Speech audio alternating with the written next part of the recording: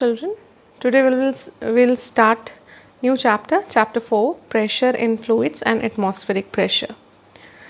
Children, this chapter is divided into two parts. Part A, pressure in a fluids and its transmission. So first we'll start with topic thrust. A force can be applied on a surface in any direction, but if a force is applied in a direction perpendicular to the surface, this force is called thrust. So simply, thrust is a force acting normally on the surface. The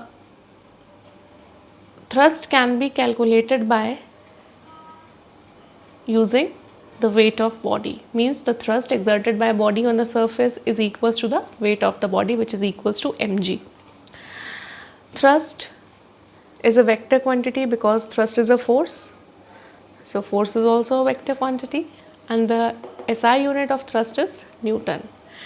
CGS unit of thrust is dyne, and the relation between the MKS and the CGS unit is 1 Newton is equals to 10 to the power 5 dyne.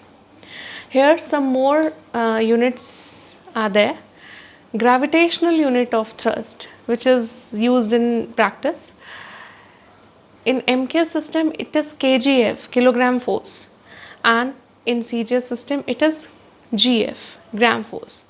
1 kgf is equals to 9.8 Newton and 1 gf is equals to 980 dyne. Okay children, now move to the topic pressure. The pressure is a thrust per unit area. Pressure is defined as thrust per unit area. Pressure is equals to thrust upon area, and we'll write it in symbolic form. P is equals to F upon A. Pressure is a scalar quantity and its SI unit is Pascal. 1 Pascal is equals to, according to this formula, 1 Pascal is equals to 1 Newton upon 1 meter square. And this unit can be defined as 1 Pascal is the pressure exerted on a surface of area 1 meter square by a force of 1 Newton acting normally on it. The CGS unit of pressure is dyne per centimeter, but there are other units also to measure pressure. First unit is bar.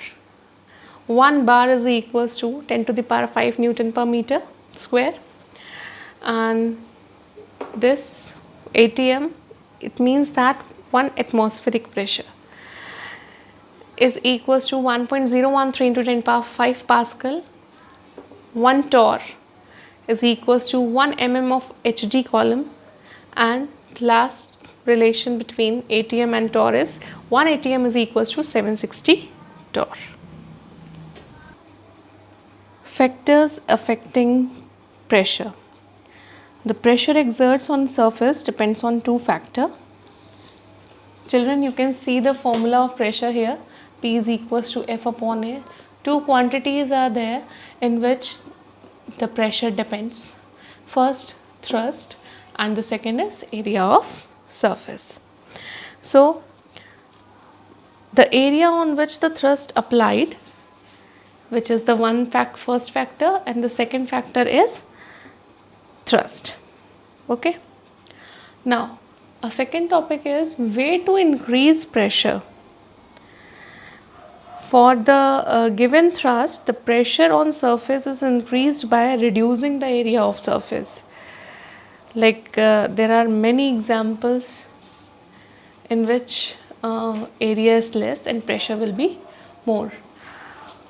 One common example is the end of iron nail or pins are made pointed so that large pressure is exerted at the pointed ends, and they can be driven into the with the less effort. And second daily life example is knife, the shape of knife and the shape of cutting tools. They also have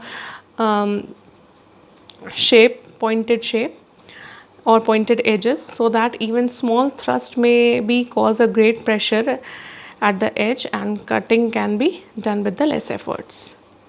Now, our third topic is way to decrease pressure. For a given thrust, the pressure on a surface is reduced by increasing the area. Here also, many common examples are there. The foundations of building are made wider than the walls so that the pressure exerted by the building on the ground becomes less. And the tire of trucks also, they are also wide to increase pressure or to increase area or to reduce pressure. Okay children, now our next topic is pressure in a fluid. A substance which can flow is called fluid, and a solid exerts pressure on surface due to its weight. A fluid also exerts pressure due to its weight. A solid exerts pressure only on the surface on which it is placed, and that is its bottom, but fluid exerts pressure on the bottom as well as on the walls of the container due to its tendency to flow. A fluid exerts pressure in all directions. That is why pressure is pressure is a scalar quantity.